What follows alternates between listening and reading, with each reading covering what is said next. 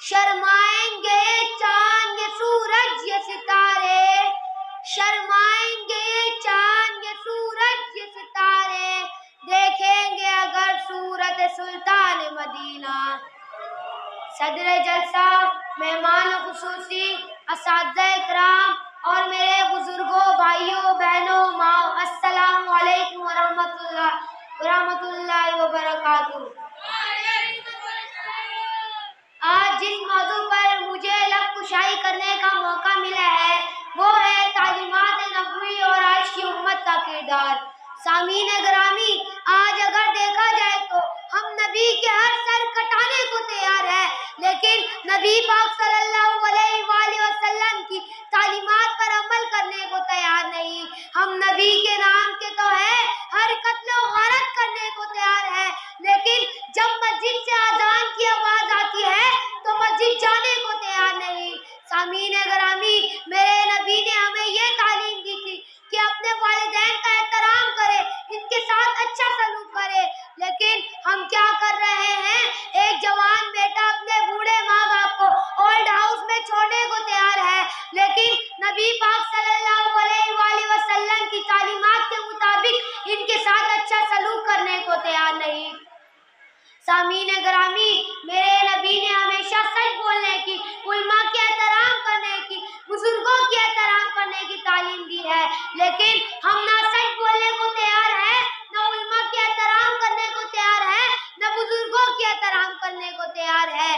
میرے نبی نے ہمیشہ سلام میں پہلے کرنے کی تعلیم دی ہے، جب بھی ایک دوسرے سے ملے تو سب سے پہلے سلام کرے، لیکن ہم کیا کر رہے ہیں؟ ہم جب بھی ایک دوسرے سے ملتے ہیں تو سلام کی جگہ گالی گلوچ دیتے ہیں، یہ میرے نبی کی تعلیم نہیں ہے۔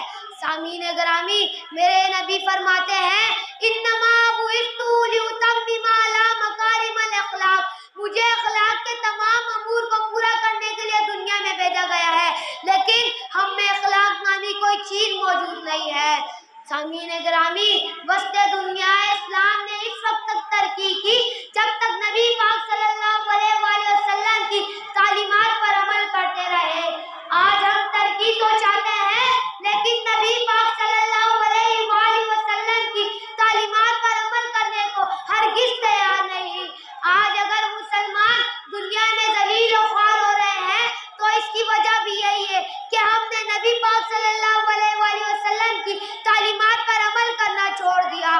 آج اگر فلسطین میں اتنے مسلمانوں پر ظلم و ستم ہو رہے ہیں تو اس کی وجہ بھی یہی ہے کہ ہم مسلمانوں نے نبی پاک صلی اللہ علیہ وآلہ وسلم کی تعلیمات سے متحد نہ ہونے کی وجہ سے اسرائیل جیسے ظالم حکمران ہم مسلمانوں پر ظلم و ستم کر رہے ہیں۔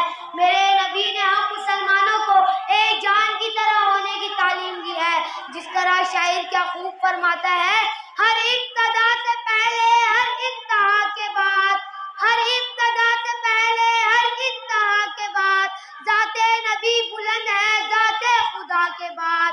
دنیا میں احترام کے قابل ہے جتنے لوگ، دنیا میں احترام کے قابل ہے جتنے لوگ، میں سب کو مانتا ہوں مگر مصطفیٰ کے بعد۔